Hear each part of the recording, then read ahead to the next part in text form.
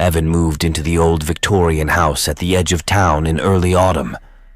It wasn't his first choice, but the price was too good to pass up. The house was enormous, with high ceilings, creaky floors, and windows that rattled faintly in the wind. For a man who loved his solitude, it seemed perfect. The first few days passed uneventfully. Evan spent his time unpacking and arranging furniture, enjoying the peace and quiet.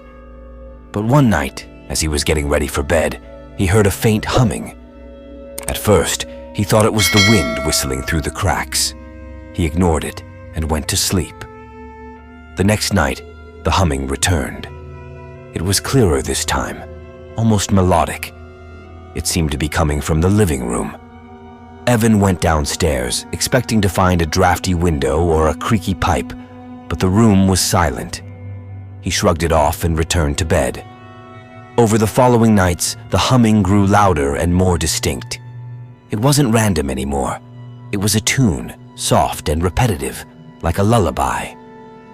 It started in the evenings, growing louder as the night deepened. Evan began to dread the evenings. The once comforting solitude of the house now felt oppressive. One evening, after a long day at work, Evan decided to confront whatever was causing the noise. He sat in the living room with all the lights off, waiting. Sure enough, around midnight, the humming began. It was faint at first, but it steadily grew louder.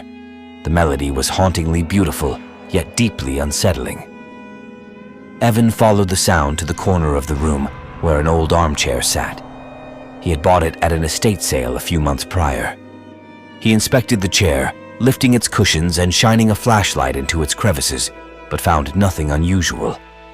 The humming stopped abruptly.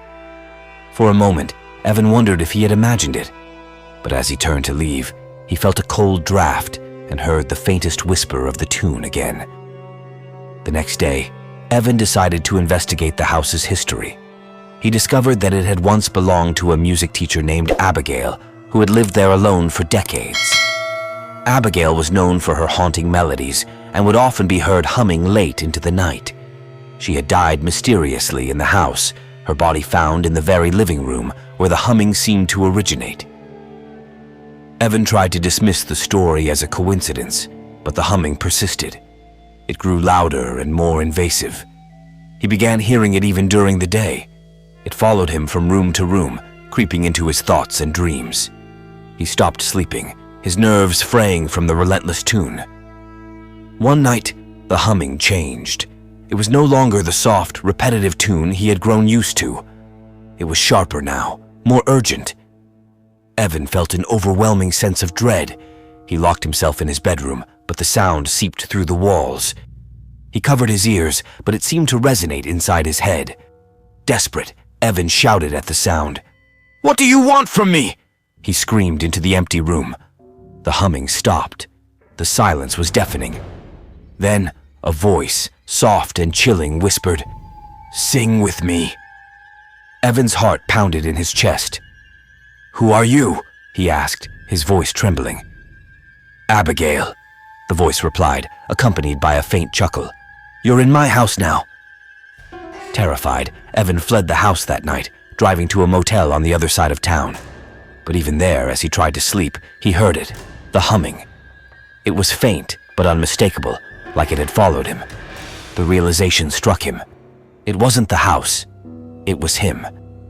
Abigail's tune had latched onto him, and there was no escaping it. Weeks passed, and Evan's life unraveled. He couldn't work, couldn't eat, couldn't sleep.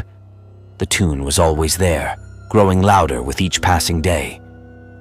Friends and family stopped visiting, unnerved by his ramblings about the melody that haunted him. He tried everything, burning the chair, moving towns, even seeing a priest, but nothing worked.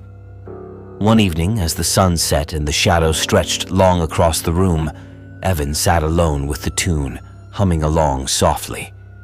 His voice cracked, blending with the melody. It was then he understood. The only way to silence the tune was to join it. Tears streamed down his face as he sang the haunting melody, his voice merging with Abigail's.